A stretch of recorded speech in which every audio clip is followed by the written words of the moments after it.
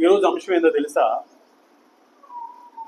మనము ఏదైతే దేవుడి కాడ పొందుకోలేకపోతున్నామో, ఎన్ని రోజులు ఎదురు చూసామో దానికి జవాబు ఇవ్వడానికే ఈరోజు దేవుడు మనతో మాట్లాడుతున్నాడు. దేవుని స్తోత్రం, హల్లెలూయా. బైబిల్ గ్రంథంలో ఈరోజు అంశం మాట్లాడే ముందుగా, ఈరోజు వాక్యం మాట్లాడే ముందుగా, బైబిల్ గ్రంథంలో అడిగి పొందుకున్న వారు చాలా మంది ఉన్నారు. మన దేవాతి దేవుని అడిగి పొందుకున్న వాళ్ళు చాలా మంది ఉన్నారు. ఈరోజు దేవుని పిల్లలుగా మనము అలాంటి భక్తులుగా మనం మారాలి. మూలవాక్యాన్ని చదువుకొని బైబిల్ గ్రంథంలో భక్తులు అడిగి పొందుకున్న వారిని మనం చూడబోతున్నాం. ఎంతమంది భక్తులు అడిగి పొందుకున్నారో మనం చూడబోతున్నాం. చదువుకున్న మూలవాక్యం ఏదో తెలుసా? క్రొత్త నిబంధనలో మన ప్రభువైన యేసుక్రీస్తు చెప్పిన మాట. మత్తయి సువార్త 7వ అధ్యాయం 7వ వాక్యాన్ని మనం చదువుకుందాం. మత్తయి సువార్త 7వ అధ్యాయం 7వ వాక్యం. అడుగుడి మీకు ఇవ్వబడును, వెదుకుడి మీకు దొరుకును, తట్టుడి మీకు తీయబడును. అడుగు ప్రతి వారు పొందుకును, వెదుకువానికి దొరుకును, తట్టువానికి తీయబడును. దేవునికి స్తోత్రం కలుగును గాక. హల్లెలూయా, హల్లెలూయా. నా సహోదరి సోదరుడా, ఈ సమయంలో మనమందరం కూడా చాలా జాగ్రత్తగా వాక్యాన్ని మనం విందాం. మూలవాక్యం ఏం చదివాం మనం? అడుగుడి మీకు ఇయ్యబడును. అడిగి పొందుకున్న వారి గురించి మనం తెలుసుకోబోతాం. ఈరోజు అంశం ఏంటంటే అడిగి పొందుకున్న వారు. బైబిల్ గ్రంథంలో ఆనాటి భక్తులు అడిగి పొందుకున్న వారు ఎవరు అనేది మనం చూద్దాం. మొట్టమొదటిగా ఎవరు అడిగారు, ఎవరు పొందుకున్నారు మనం చూద్దాం. బైబిల్ గ్రంథంలో మనం చూసినట్లయితే, నా సహోదరి సోదరుడా, మనందరం జాగ్రత్తగా ఈ మాటలు మనం విందాం. మొట్టమొదటిగా అడిగి పొందుకున్నవారు ఎవరు అనంటే యాకోబు గారు. యాకోబు గారిని మనం ఈ మెసేజ్లో మొట్టమొదటిగా అడిగి పొందుకున్నవారు ఎవరో మనం తెలుసుకుందాం. యాకోబు గారు ఆయన తన మేనమామ దగ్గరికి వెళ్ళి 14 సంవత్సరాలు కొలువు చేసి, ఆ తర్వాత 6 సంవత్సరాలు తన మేనమామ ఇంట్లో ఉండి దేవుడి చేత దీవించబడి, ఆశీర్వదించబడి, గొప్పగా చేయబడి తిరిగి తన అన్న ఇంటికి లేదా తండ్రి ఇంటికి తిరిగి వస్తున్నాడు. వస్తున్న సందర్భంలో తన అన్నగారు తను చంపుతానని పగబట్టిన విషయాన్ని గుర్తుకొచ్చిన తర్వాత ఆయన దేవుణ్ణి అడగడానికి ప్రయత్నం చేస్తున్నాడు. ఎలాగంటే దేవుడు ఆయన్ని బహుగా దీవించాడు. 2 భార్యలతో దీవించాడు, అలాగనే 2 దాసులతో దీవించాడు, అలాగే 10 మంది సంతానంతో దేవుడు దీవించాడు. బహు ఆశీర్వాదముతో గొర్రెలు, ఎడ్లు, మేకలు, సంపదతో దేవుడు దీవించాడు. ఇలా దీవించగా ఆయన చక్కగా తన ఇంటికి వస్తున్నాడు, తండ్రి ఇంటికి వస్తున్నాడు తిరిగి మేనమామ దగ్గర నుండి. ఆయన తిరిగి వస్తుండగా అన్నయ్య గారు జ్ఞాపకం వచ్చాడు. అన్నయ్య పగగా జ్ఞాపకం చెంది చంపుతానని. వెంటనే ఆయన ఏం చేశాడో తెలుసా? మొట్టమొదటిగా తన కలిగిన సంపదను ముందుగా ఒక భాగాన్ని పంపించాడు తన అన్నయ్యకి. ఆ తర్వాత తన పశు సంపదని, తన గొర్రెల సంపదని ఒక భాగం చేసి ముందుకు నడిపించాడు. అలాగనే తన భార్యలను, తన పిల్లలను 2వ భాగంగా ముందుకు నడిపించాడు. చివరిగా ఆయన ఆగిపోయాడు. ఆయన ఎబ్బేకన రేవు దగ్గర ఆగి ఆయన దేవుణ్ణి అడిగి పొందుకోవడానికి విశ్వాసంతో అక్కడ ఆగి అడగడానికి ప్రయత్నం చేశాడు. ఆ మాటని ఇప్పుడు మనం చదవబోతున్నాం. ఆదికాండం, దయచేసి చూడండి. ఆదికాండం 32వ అధ్యాయము 26వ వాక్యాన్ని మనం చదువుకుందాం. ఆయన తెల్లవారుచున్నది గనుక నన్ను పోనిమ్మనగా అతడు నీవు నన్ను ఆశీర్వదిస్తేనే గాని నేను పోనీయనని చెప్పెను. దేవుడితో ఇక్కడ పెనుగులాడుతున్నాడు. మనం 25వ వాక్యం చదివితే ఇంకా బాగుంటుంది. లేదా 24వ వాక్యం చదువుకుందాం. యాకోబు ఒక్కడే మిగిలిపోయెను, ఒక నరుడు తెల్లవారి వరకు అతనితో పెనుగులాడెను, తాను అతనిని గెలవకుండా చూచి తొడగూటి మీద అతను కొట్టెను.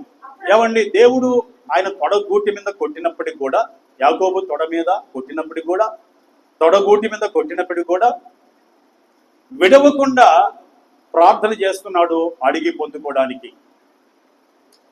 అసలు ఏం అవసరం ఆయనకి? భార్యలు ఉన్నారు, బహుగా సంతానం ఉంది, ఎడ్లున్నాయి, గొర్రెలున్నాయి, మేకలున్నాయి, పశు సంపద ఉంది, గొప్ప ఆశీర్వాదంతో తిరిగి వస్తున్నాడు. ఇంకేంటి ఆశీర్వాదం అంటే మరణ భయం ఉంది ఆయనకి. ఏమండి, మరణ భయము ఉన్నప్పుడు ఉన్న సంపదను అనుభవించలేడు. అందుకే తనకు వచ్చే మరణ భయం అనే భయం నుంచి తొలగిపోయి తను బ్రతకాలి, తను దీవించబడాలి అని ప్రార్థన చేశాడు. అంటే కాపాడబడాలని ప్రార్థన చేశాడు. ఒకవేళ దేవుడి చేత దీవించబడితే తననేం చేయలేడు, తన ప్రాణం దక్కుతుంది. అది యాకోబు గారికి తెలుసు కాబట్టి ఇలా ప్రార్థన చేశాడు. ఇప్పుడు మనం చదువుకుందాం. 26వ వాక్యం మనం చదివితే దేవుడు అంటున్నాడు ఇక్కడ యాకోబుతో, ఏమంటున్నాడంటే తెల్లవారుచున్నది గనుక నన్ను పోనిమ్మనగా. యాకోబుతో దేవుడు అంటున్నాడు, తెల్లారిపోతుందయ్యా, నన్ను పోనీయ్యా, ఎందుకు నన్ను పట్టుకొని ఒక మనుషుల్లాగా పెనవేసుకుని నన్ను అడుగుతున్నావు? తెల్లారిపోతుంది, నన్ను పోనీ అన్నాడు.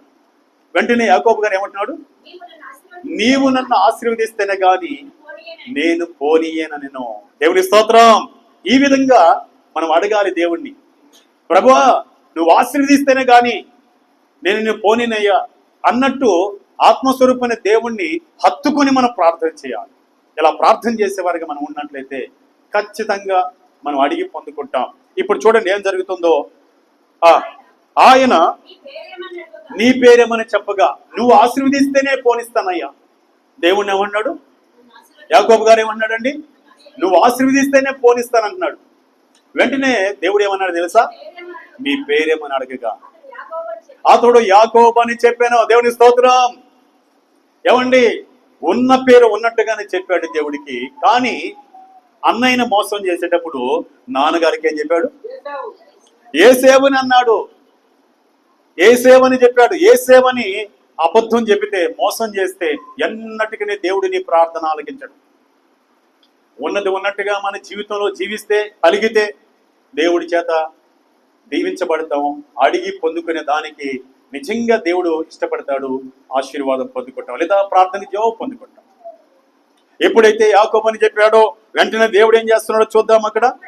అప్పుడు ఆయన, నీవు దేవునితోను మనుషులతోను పోరాడి గెలిచితవి గనక ఇక మీదట నీ పేరు ఇశ్రాయేలు గాని యాకోబు అనబడదని చెప్పెను. దేవుని స్తోత్రం. హల్లెలూయా. ఇక మీదట నీ పేరు యాకోబు కాదు, ఏం పేరంట? ఇశ్రాయేల్. ఇశ్రాయేల్ అనగా అర్థం ఏంది తెలుసా? దేవునితో పోరాడి గెలిచాడు అనగా అడిగి పొందుకున్నాడు. దేవుని స్తోత్రం. ఇక సమృద్ధి చేత దేవుడు ఆశీర్వదించేశాడు ఆయన్ని. మనం గమనించినట్లయితే ఆయన ఆశీర్వదించిన తర్వాత ఆయన బయలుదేరిపోతుండగా ముందు ఎవరు వెళ్తున్నారండి? ఆయన సంపద వెళ్తుంది, పశు సంపద పోతుంది. రెండో భాగం ఎవరు వెళ్తున్నారండి? తన భార్యలో పిల్లలు వెళ్తున్నారు.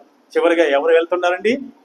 దేవుణ్ణి అడిగి ముందుకెళ్ళాడు కనుక, ఎప్పుడైతే అడిగి ముందుకెళ్ళాడో పగబట్టిన అన్నయ్య, ఏమండి తమ్ముడు వస్తున్నాడని, ఆయన పగతో ఉన్న ఆయన ఒక్కసారిగా తమ్ముడు వస్తున్నాడని తమ్ముడి పట్ల ప్రేమను దేవుడు పుట్టించాడు ఆయన చేసిన ప్రార్థన ద్వారా.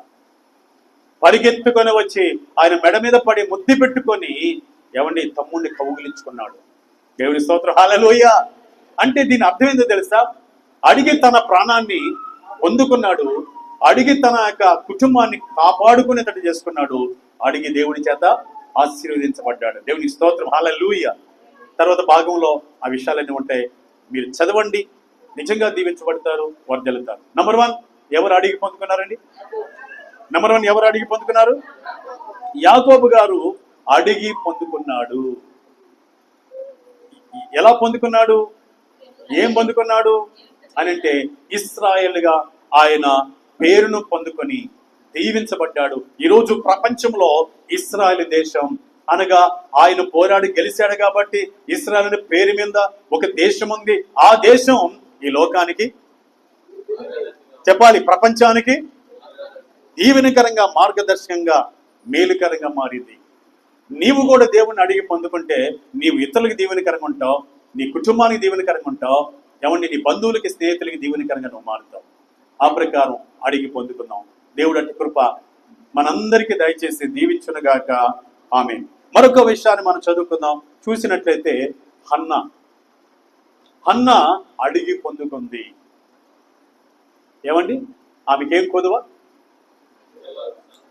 ఆమె సంతానం లేని స్థితిలో ఉన్నప్పుడు తన యొక్క చవితి సంతానం కలిగి ఉంది. ఆమె ఈమెను అన్నాను చాలా బాధ పెడుతుంది, చాలా వేదనకు గురి చేసింది, చాలా వేదనకు గురి చేసింది, చాలా అవమానపరిచింది, చాలా నిందించి ఉండవచ్చు. అయితే హన్న ఏం చేసింది తెలుసా? దేవుని ఆలయానికి తన భర్తతో కూడా వచ్చినప్పుడు ఆమె దైవ సన్నిధికి వెళ్ళి ఎవ్వరు ఆ మందిరంలోకి రానప్పుడు తన ఒక్కటే మందిరంలోకి వచ్చి ఆమె ఏం చేస్తుంది తెలుసా? మోకరిల్లి ప్రార్థన చేస్తుంది. చూద్దాం మాటలు. మొదటి సమూయేలు గ్రంథం 1వ అధ్యాయము 10వ వాక్యాన్ని మనం చదువుకుందాం. మొదటి సమూయేలు గ్రంథం 1వ అధ్యాయము 10వ వాక్యాన్ని మనం చదువుకుందాం. బహు దుఃఖాక్రాంతురాలై వచ్చి యెహోవా సన్నిధిన ప్రార్థన చేయొచ్చు, బహుగా ఏడ్చుచు, సైన్యములకు అధిపతికి యెహోవా, నీ సేవకురాలైన నాకు కలిగిన శ్రమను చూచి నీ సేవకురాలైన నన్ను మరవక జ్ఞాపకము చేసుకొని నీ సేవకురాలైన నాకు ఒక మగ పిల్లను దయచేసిన యెడల వాని తల మీదకి క్షౌరపు కత్తి ఎన్నటికి రానియక వాడు బ్రతికి దినములన్నిటిను నేను వానిని యెహోవాకు నీకు అప్పగింతునని మృక్కుబడి చేసుకొని. దేవుని స్తోత్రం, హల్లెలూయా. దేవాతి దేవుని యొక్క మందిరంలోకి వచ్చి ఆమె దేవుణ్ణి అడుగుతోంది. ఎలా? బహు దుఃఖాక్రాంతురాలై కన్నీరు గారుస్తూ, అంగలారుస్తూ ఆమె దేవుణ్ణి అడిగింది. ప్రభువా, నా దుఃఖాన్ని చూడు, నా బాధను చూడు, నా ఆవేదన చూడు, ఇదిగో నాకు సంతానం లేని స్థితిని చూడు అంటూ దేవుడి వైపు తిరిగి కన్నీరు గార్చి అడుగుతుంది. ఇదిగో ఒక మగబిడ్డను నాకు ఇచ్చినట్లయితే ఆ మగబిడ్డ తల మీదకి క్షౌరపు కత్తి రానియకుండా వాడు బ్రతికి దినాలన్నీ నేను వారిని నీకు సేవకు అప్పగిస్తానని మొక్కుకుంది, అడిగి మొక్కుకుంది. వెంటనే దేవుడు ఏం చేశాడు? ఏమండి, అడిగి పొందుకున్న వాని గురించి మనం వింటున్నాం. అలా అడిగింది, మొక్కుకుంది. తర్వాత ఉదయకాల సమయంలో తన భర్త ఇంటికి వెళ్ళారు. ఇంటికి వెళ్ళిన తర్వాత ఏం జరిగిందో చూద్దాం. ఒకసారి మొదటి సమూయేలు గ్రంథం చూసినట్లయితే 1వ అధ్యాయము, నా ప్రియ సహోదరుడా, 1వ అధ్యాయం మనం చూసినట్లయితే అక్కడ రాయబడి ఉంది. ఒక్కసారి మనం 19వ వాక్యం చదువుకుందాం. 19వ వాక్యం చదువుకుందాం. తరువాత వారు ఉదయమందు వేగిరమే లేచి యెహోవాకు మొక్కి తిరిగి రామాలోని తమ ఇంటికి వచ్చి అంతటా ఎల్కాను తన భార్యకు హన్నాను కూడెను, యెహోవా ఆమెను జ్ఞాపకము చేసుకొనెను. దేవుని స్తోత్రం, హల్లెలూయా. ఏమండి, వారి భార్యాభర్తలుగా అంతకు మునుపు ఎప్పుడు లేరా? ఉన్నారు. కానీ అప్పుడు దేవుడు జ్ఞాపకం చేసుకోలేదు. ఎప్పుడైతే ఆమె అడిగిందో, దేవుణ్ణి అడిగిందో, కన్నీరు గార్చి అడిగిందో, దుఃఖముతో అడిగిందో, విశ్వాసంతో అడిగిందో, వెంటనే దేవుడు ఆమెను జ్ఞాపకం చేసుకున్నాడు. ఆ రాత్రి దేవుడు జ్ఞాపకం చేసుకొని దేవుడు ఆమె గర్భాన్ని తెరిచాడు. ఆమె అవసరతను తీర్చడానికి దేవుడు కృప చూపాడు. దేవుని స్తోత్రం, హల్లెలూయా. ఆ మాట మరి ఒకసారి కంటిన్యూ చేద్దాం. గనుక హన్న గర్భము ధరించి దినములు నిండినప్పుడు ఒక కుమారుని కని, హల్లెలూయా, కుమారుని పొందుకుంది. ఏమండి, అడగపోతే ఇంటి దగ్గర కూర్చొని ఉంటే లేదా ప్రార్థన చేయకుండా ఉంటే దేవుని విశ్వాసం ఉంచకపోయినట్లయితే ఆమె పొందుకుంటుందా? చెప్పండి. ఒకవేళ హన్నాకి అడగకపోతే ఈ విధంగా సంతానం దొరుకుతుందా? ఆమె అవసరత అది. నీ అవసరత ఏంటి? నువ్వేం చేయాలి? నీ అవసరత నిమిత్తం ఏం చేయాలి? అడగాలి. అడిగి పొందుకున్న భక్తుల గురించి మనం వింటున్నాం. ఎవరు పొందుకున్నారండి? హన్నా పొందుకున్నారు. ఆమె కన్నీటితో, ఆవేదనతో, దుఃఖముతో, అంగలారుస్తూ దేవుణ్ణి అడిగింది, విశ్వాసంతో అడిగింది. దేవుడు ఆమెను జ్ఞాపకం చేసుకున్నాడు. వెంటనే గర్భాన్ని తెరిచాడు. చక్కటి కుమారుడు సమూయేలుని ఇచ్చాడు దేవుడు. హల్లెలూయా. ఎలాంటి కుమారుని ఇచ్చాడు? శ్రేష్టమైన కుమారుని ఇచ్చాడు. శామ్యూయేలుని ఇచ్చాడు దేవుడు. శామ్యూయేలుని ఇవ్వగా ఆ శామ్యూయేలు మనం గమనించినప్పుడు ఏమండి, రాజులు అభిషేకించబడ్డాడు. దాని మొదలుకొని బెర్షెబా వరకు ఒక ప్రవక్తగా, ఒక న్యాయాధిపతిగా, ఒక సేవకుడిగా, గొప్పవాడిగా, మంచి కుమారునిగా దేవుడు హన్నాకి ఇచ్చాడు. దేవుణ్ణి అడిగి పొందుకుంటే శ్రేష్టమైనది దేవుడు మనకిస్తాడు. యాకోబుని చూశాం, ఆయన అడిగాడు, పొందుకున్నాడు. ప్రపంచానికి ఆదర్శమైన దేశంగా ఆయన జీవితాన్ని లేదా తన సంతానాన్ని మార్చాడు. హన్నా అడిగి పొందుకుంది. తన కుమారుడు గొప్పవాడై ఏమండి రాజును అభిషేకించేవాడిగా మారాడు. నువ్వు అడుగు, శ్రేష్టమైనది దేవుడు నీకు ఇస్తాడు. ఏమిస్తాడంట? శ్రేష్టమైనది ఇస్తాడు దేవుడు. ఒకసారి చూద్దాం మాటలో. యాకోబు రాసిన పత్రిక మొదటి అధ్యాయము, యాకోబు రాసిన పత్రిక మొదటి అధ్యాయం 17వ వాక్యం చూసినట్లయితే ఎలాంటిది దేవుడు మనకిస్తాడో చూద్దాం. యాకోబు రాసిన పత్రిక మొదటి అధ్యాయము 17వ వాక్యం చూడండి పిల్లల. శ్రేష్టమైన ప్రతి ఈవియు, సంపూర్ణమైన ప్రతి వరమును, పర సంబంధమై జ్యోతిర్మడకు తండ్రి యొద్ద నుండి. ఎక్కడి నుంచి వస్తుందంట? తండ్రి యొద్ద నుండి వచ్చును. ఏంది? చాలు నాయన. ఏంటంట? శ్రేష్టమైన ప్రతి ఈవి, సంపూర్ణమైన ప్రతి వరమును, పర సంబంధమైనదై జ్యోతిర్మయుడకు తండ్రి యొద్ద నుండి మనకు వచ్చును. కనుక శ్రేష్టమైన ఈవి, దేవుడిచ్చే ఆ ఈవిలో ఆశీర్వాదాలు శ్రేష్టమైనవి ఉంటాయి. కనుక నీవు నేనేం చేయాలి? అడిగి పొందుకో. నీకు అప్పు ఉందా? అడుగు. ఒక మంచి ఇల్లు కావాలా? అడుగు. గంటల కొలది అడుగు. ప్రభా నాకు శ్రేష్టమైన ఇల్లు ప్రభా, శ్రేష్టమైన మంచి ఉద్యోగం ప్రభా, శ్రేష్టమైన జ్ఞానమే ప్రభా. ఆయనకి ఇష్టరాలుగా ఉండి విశ్వాసంతో ఉండి దేవుణ్ణి అడిగితే ఇవ్వకుండా పోయేదేమీ లేదు. ఆయన చిత్తానుసారంగా అడుగు. నీకేది అక్కరో, ఏది అవసరంతో ఆయనకి బాగా తెలుసు. అక్కర లేనిది అడిగితే ఆయన ఇవ్వడు. నీకు సమయంలో, తగిన సమయంలో ఏది కావాలో అది ఇవ్వగల దేవుడు ఆయన. కనుక అడిగి పొందుకున్న వారిని ఇద్దరు మనం చూస్తాం. నెంబర్ 1 యాకోబుని చూస్తాం. నెంబర్ 2 హన్నాను చూస్తాం. దేవుడికి స్తోత్రం. మూడో వ్యక్తిని మనం చూద్దాం. మూడో వ్యక్తి ఎవరో తెలుసా? జైలు అధికారి. జైలు అధికారిని అడిగి పొందుకున్నాడు రక్షణ భాగ్యం. హల్లెలూయా. ఏమండి, ఒకనొక రోజు పుతోనన్న దెయ్యాన్ని పౌలు శీలలు వెళ్ళగొట్టేశారు. ఏ దెయ్యానండి? పుతోనన్న దెయ్యాన్ని వెళ్ళగొట్టారు. ఆ పుతోనన్న దెయ్యం సోది చెప్పుడు చేత దాని యజమానులకి, అనగా ఆ దయ్యం పట్టిన చిన్నదాని యొక్క యజమానులకి ఆదాయం బాగా వస్తున్నది. మా ఆదాయం పోయింది, ఈ దెయ్యము ఈ చిన్నదానిలో ఉండగా సోది చెప్పగా మాకు సమృద్ధైన సహాయం వచ్చేది, ఆదాయం వచ్చేది. నువ్వెందుకు వెళ్ళగొట్టావు అని పౌలు మీదకి, శీల మీదకి వచ్చావు. వారిద్దరిని పట్టుకున్నారు, వారిద్దరిని కొట్టారు, వస్త్రాలు తీసేశారు, బహుగా బెత్తములతో కొట్టారు, బాగా హింసించారు, తిరిగి చెరసాలలో వేశారు.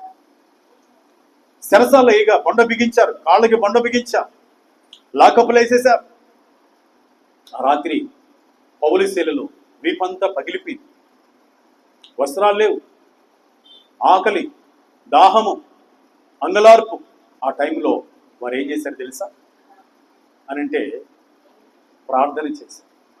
హల్లెలూయా. వారు ఏం చేశారు? ప్రార్థన చేశారు.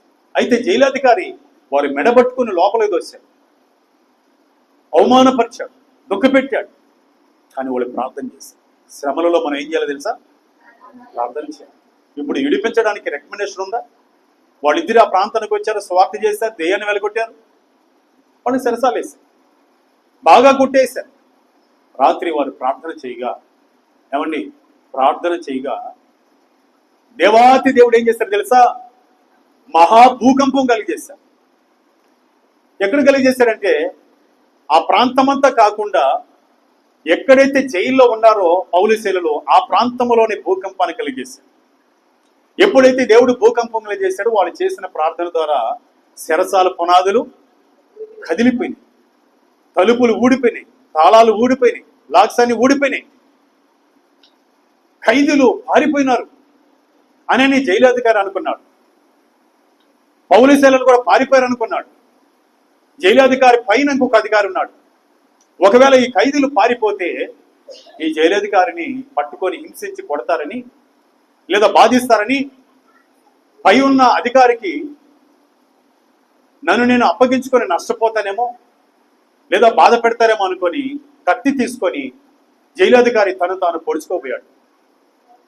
వెంటనే పౌలు సేనలో అయ్యా ఏ హాని నువ్వు చేసుకోవద్దు, మేము ఇక్కడే ఉన్నాం, దేవుని స్తోత్రం హల్లెలూయా అని చెప్పగా జైలు అధికారి ఆశ్చర్యపోయాడు.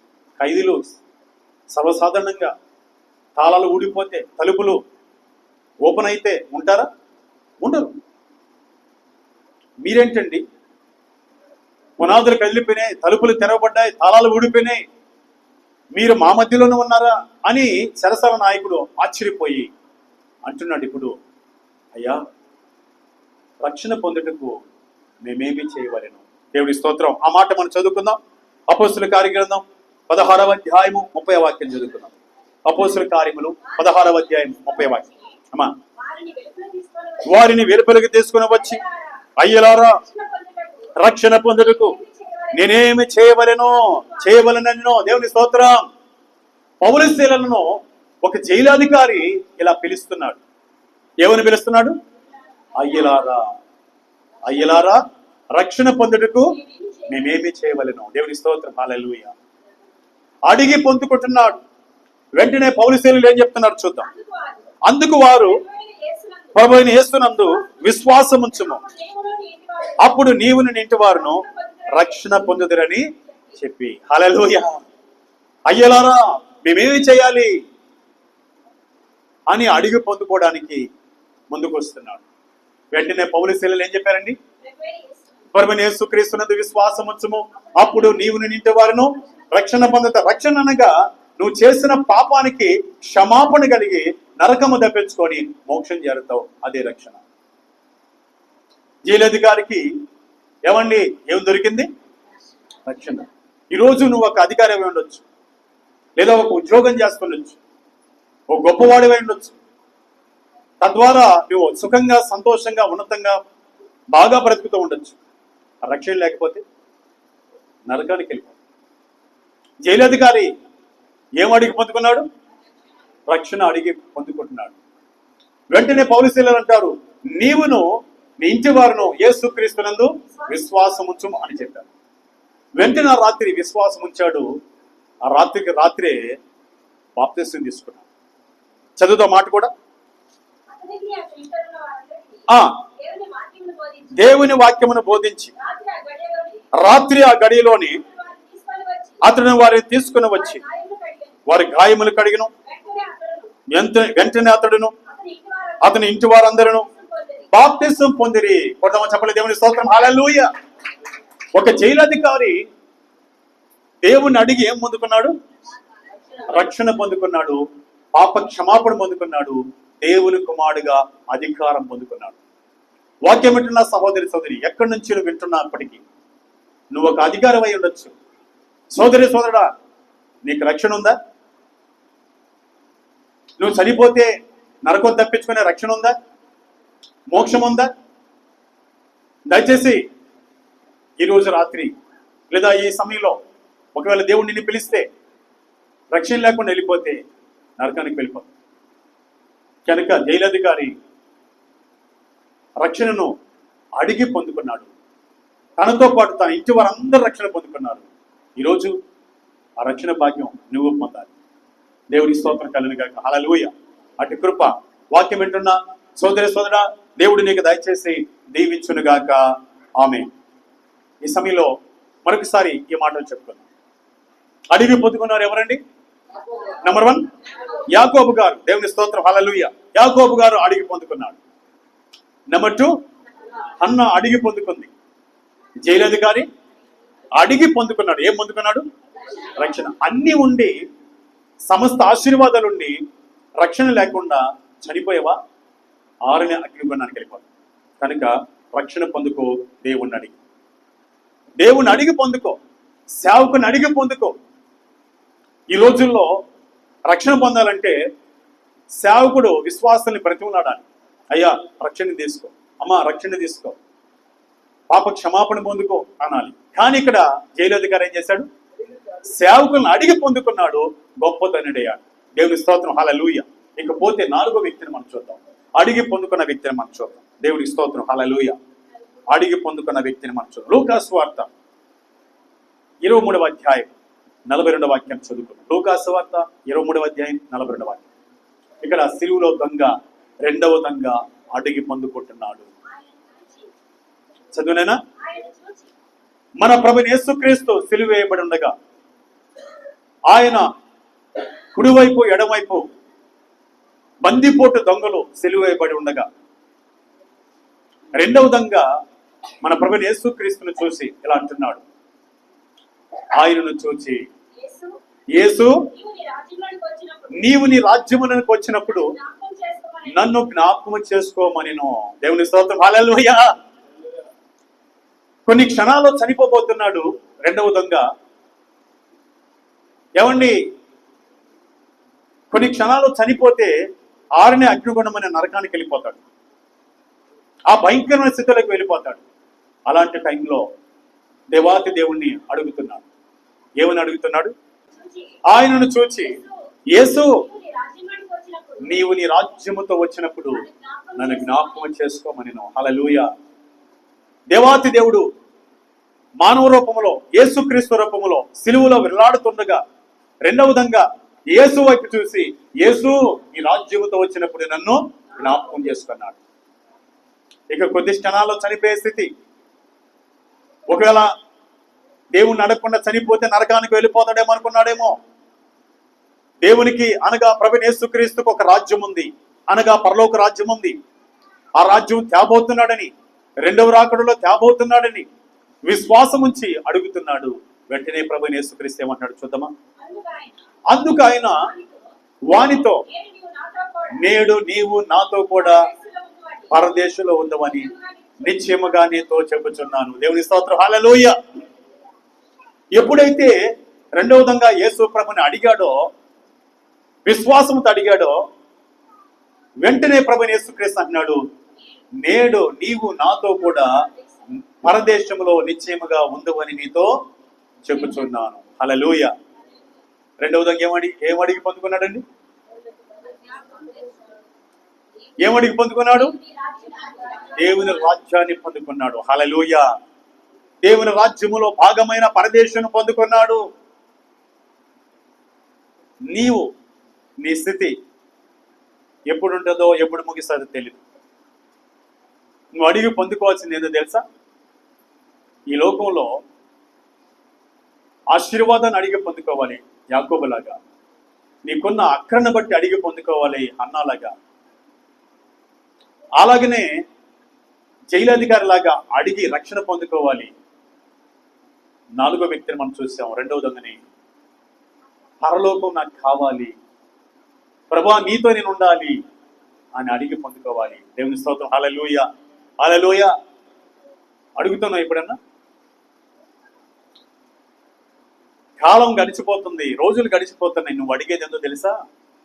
ప్రభా నాకు బంగారం కావాలయ్యా, ప్రభా నాకు ఘనత కావాలి, ప్రభా ప్రభా నాకు గొప్పతనం కావాలి, ప్రభా ప్రభా అందరికంటే ఉన్నతంగా ఉండాలి ప్రభా. ఇవన్నీ దేవుడు ఇస్తాడు, ఇవ్వకుండా ఉండడు. నువ్వు అడగవలసిన వాటిని అడిగితే పొందవలసిన వాటిని పొందుకుంటావు. హల్లెలూయా. నువ్వు అసలైన విషయాలను అడగడం మానేసి, ముఖ్యమైన విషయాలను మానేసి, ఏమండి తాత్కాలికమైన విషయాలను అడుగుతూ ఉంటే శాశ్వతమైన ఆశీర్వాదాలను పోగొట్టుకుంటాం, మేలైన దేవుళ్ళు పోగొట్టుకుంటాం. దేవుని స్తోత్రం, హల్లెలూయా. కనుక నా సహోదరి సోదరా, ఇప్పుడు మనం విన్న వాక్యాన్ని బట్టి అడిగి ఎవరు పొందుకున్నారు? యాకోబు పొందుకున్నాడు, హన్నా పొందుకుంది, చెరసాల నాయకుడు పొందుకున్నాడు, సిలువలో రెండవ విధంగా అడిగి పొందుకున్నాడు. మూలవాక్యం మనం చూసాం. మన ప్రభువైన యేసుక్రీస్తు ఏం చెప్పాడు? అడుగుడి మీకు ఇవ్వబడును, తట్టుడి మీకు తీయబడును, వెతుకుడి మీకు దొరుకును, అడుగు ప్రతి ఒక్కరూ పొందుకుంటారు. విశ్వాసముతో ఈ నలుగురు అడిగారు, అందరూ పొందుకున్నారు. హల్లెలూయా. చాలా మంది ఏం చేస్తారో తెలుసా? దేవుణ్ణి అడగకుండా ఇంట్లో పోట్లాడుకుంటారు. భర్త మీద భార్య, భార్య మీద భర్త, పిల్లలు తల్లిదండ్రుల మీద, తల్లిదండ్రులు పిల్లల మీద. అడగాల్సింది ఎవరిని? దేవుణ్ణి అడగాలి. మొట్టమొదటిగా దేవుణ్ణి అడిగితే, పిల్లలారా మీరు మీ దేవుణ్ణి అడిగితే తల్లిదండ్రులు ఇచ్చే స్తోమత కలిగి ఉంటారు. ఓ భర్త, నువ్వు దేవుణ్ణి అడిగితే భార్య ద్వారా దేవుడే సహాయం చేస్తాడు. ఓ భార్యలారా, మీరు దేవుణ్ణి అడిగితే భర్తల ద్వారా మీకు ఏం కావాలో అవి సహాయం చేయిస్తాడు భర్త ద్వారా. దేవుణ్ణి మీరు అడిగితే అధికారుల ద్వారా మీకు సహాయం చేస్తాడు.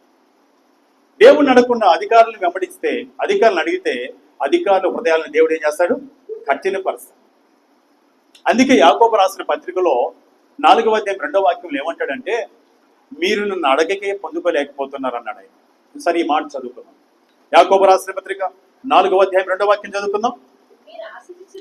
మీరు ఆశించుచున్నారు కానీ మీకు దొరకటలేదు, నరహత్య చేయుదురు, మత్సరపడుదురు గాని సంపాదించుకొనలేరు, పోట్లాడుదురు, యుద్ధము చేయుదురు గాని దేవుణ్ణి అడగనందున. ఏంటంట? మరొకసారి అదే మాట చదివినా కాదు, దేవుణ్ణి అడగనందున, దేవుణ్ణి అడగనందున మీకేమీ దొరకలేదు.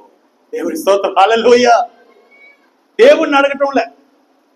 జీవం గల దేవుణ్ణి, నిన్ను సృజించిన దేవుణ్ణి, నిన్ను పుట్టించిన దేవుణ్ణి అడగలేదు కాబట్టి నీవేమీ పొందుకోలేకపోతున్నావు. దేవుడి కాడ అన్ని పొందుకోవాలని ఆశిస్తున్నాం, కానీ మనకు దొరకట్లే. ఎందుకు దొరకలేదు? ఓ గంట సమయం హెచ్చించి దేవుని అడగట్లే.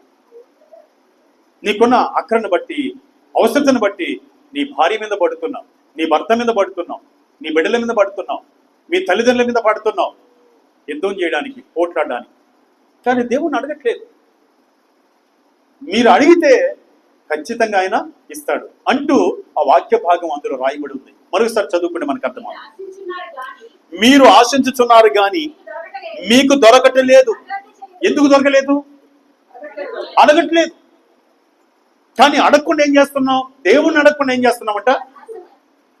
నరహత్య చేయుదురు, మత్సరపడుదురు, సంపాదించుకొనలేరు, పోట్లాడుదురు, యుద్ధము చేదురు గాని దేవుణ్ణి అడగనందున మీకేమీ దొరకలేదు. దేవుని స్తోత్రం. హల్లెలూయా. దేవుణ్ణి అడగలేదు కాబట్టి ఒక మంచి ఉద్యోగం కావాలి ప్రభా, తండ్రి మంచి ఆత్మీయ జీవితం కావాలి ప్రభా, వాక్యం బాగా చదవాలి ప్రభా, నీ సన్నిధికి ప్రతి క్రమం తప్పకుండా ప్రతి ప్రార్థనకు రావాలి ప్రభా, నీ కొరకు జీవించే జీవితం నాకు కావాలి ప్రభా, పవిత్రమైన జీవితంతో నీ వచ్చేంత వరకు, నీ రాకడ వరకు నా జీవితాన్ని స్థిరపరచు ప్రభా అని నువ్వు అడగలేదు కనుక నువ్వు పొందలేకపోతున్నావు. నాకు ఇచ్చిన బిడ్డలు ఉన్నతమైన స్థాయికి రావాలి ప్రభా, శ్రేష్టమైన ఆశీర్వాదాలతో నేను నింపబడాలి ప్రభా, నీ రాకడ వరకు నేను నమ్మకంగా దీవించబడాలి ప్రభా అని నువ్వు అడగలేదు. అందుకే పొందుకోలేకపోతున్నావు. గొడవేస్తున్నావు, యుద్ధాలు చేస్తున్నావు, పోట్లాడుతున్నావు, ఏమన్నా నరహత్య చేస్తున్నావు, ఆశపడుతున్నావు, కానీ దొరకట్లే. కానీ ఆయన అంటాడు లాస్ట్ లైన్లో చూస్తే, దేవుని అడగనందున మీకేమీ దొరకలేదు. అద్భుతమైన మాట. యాకోబు రాసిన పత్రిక 4వ అధ్యాయం 2వ వాక్యం చివరి భాగంలో ఏమంటాడు ఆయన? దేవుని మీరు అడగనందున మీకేమీ దొరకలేదు. అయితే ఏమండి, ఏమీ దొరకలేదు, ఏమి దొరకదు, లేదా ఏమి దొరకలేదు. దేవుని స్తోత్రం. హల్లెలూయా. దేవుని అడిగినందున అన్ని పొందుకుంటాం. దేవుని అడగనందున ఏమీ దొరకదు. కనుక మనం చూసాం, అడిగి పొందుకున్న వాళ్ళు సమృద్ధిగా పొందుకున్నారు. హల్లెలూయా. ఎవరు అడిగారండి? యాకోబు అడిగాడు, సమృద్ధిగా పొందుకున్నాడు. తన జీవితం మీద ఒక దేశం మారింది. ఒక దేశం కట్టబడింది. ఆ దేశం లోక ప్రపంచానికి దీవెనకరంగా ఉంది. అడిగి పొందుకున్న అన్న తన కుమారుడు రాజును అభిషేకించేవాడిగా మారాడు. దాని మొదలుకొని బెర్షెబా వరకు ఒక న్యాయాధిపతిగా, ఒక యాజకుడిగా, ఒక సేవకుడిగా, పేరున్న వ్యక్తిగా మారాడు. జైలు అధికారి మహారక్షణ భాగ్యాన్ని అడిగాడు. ఇంటి వారందరూ పొందుకొని సంతోషించి దీవించబడ్డారు. సిలువలో రెండవ విధంగా అడిగాడు. ఆయనకు ఒక రాజ్యం ఉందని ఆ రాజ్యంలో చేర్చమని. ఆ రాజ్యంలో చేరుకున్నాడు. మొదటి విధంగా యేసునందు విశ్వాసం ఉంచలేదు గనుక అడగలేకపోయాడు. నువ్వు దేవుణ్ణి అడిగే వ్యక్తివైతే నీళ్ళేముంటావు తెలుసా? విశ్వాసం ఉంటుంది. విశ్వాసం ఉన్న వాళ్ళు దేవుణ్ణి అడుగుతారు, దేవుడి కాడ పొందుకుంటారు. రెండవ విధంగా అడిగాడు, పొందుకున్నాడు. మొదటి విధంగా అడగలేదు గనుక విశ్వాసం తన లేదు గనుక దేవుని అడగలేదు, నరకానికి వెళ్ళిపోయాడు. ఈరోజు సహోదరి సుధా, నీవు నేను మనం పోట్లాడుకోకుండా, యుద్ధాలు చేయకుండా ఆ నలుగురు భక్తుల వల్ల మన దేవుణ్ణి అడిగి మన అక్కర్ల విషయంలో, మన ఆత్మీయ విషయంలో, పరలోక రాజ్య విషయంలో, ఈ లోకములో దీవెనకరంగా ఉండే విషయంలో మన దేవుణ్ణి అడుగుదాం, మనం పొందుకుందాం. అట్టి కృప దేవుడు మనకు దయచేసి దీవించును గాక. ఆమెన్. God bless you. ప్రార్థన చేసుకుందాం. కృపగల మా తండ్రి, నీకు వందనాలయ్యా. మమ్మల్ని, మా కుటుంబాలను ప్రేమించి తండ్రి, మేము నిన్ను అడగక ఆశపడుతున్నాం, ఏదీ మాకు దొరకట్లేదు, పోట్లాడుతున్నాం, యుద్ధం చేస్తున్నాం. నిన్ను అడగనందున మేము పొందుకోలేదని మీరు మాతో మాట్లాడారు. ఈ రోజునైనా అడిగి పొందుకున్న వారి గురించి మాతో మాట్లాడారు. ఆ నలుగురు భక్తులు తండ్రిని యందు విశ్వాసం ఉంచి వారు అడిగారు. వారి జీవితాలను దీవెనకరంగా మార్చారు, మేలుకరంగా చేశారు. ఈ రోజు నుంచి సమయం హెచ్చించి నా తండ్రిని అడిగితే నేను పొందుకుంటాను, అడుగుడు ఇవ్వబడును అని చెప్పిన నా తండ్రి ఈ సమయంలో నాతో మాట్లాడి ఉంటుండగా నేను ఈ మాటని విశ్వసించి నేను ప్రార్థన చేస్తానని ప్రభా ఎవరైతే తీర్మానం చేసుకొని ప్రార్థనలు ఏకీభవిస్తున్నారో వారందరి జీవితాల్లో బలమైన విశ్వాసం దయచేసి అడిగి పొందుకొని ఆత్మీయంగా, భౌతికంగా, ఆర్థికంగా, మానసికంగా అయా దీవెనలు పొందుతూ నీ రాజ్యాన్ని పొందుకునే భాగ్యం చేరువచ్చిన బిడ్డలకును, వాక్యం వింటున్న ప్రతి ఒక్కరికి మీరే దయచేసి మీరే సమృద్ధితో నింపమని యేసుక్రీస్తు నామమున దీవించి ప్రార్థన చేసి వేడుకొని పొందుకుంటున్నాము తండ్రి. ఆమేన్. God bless you.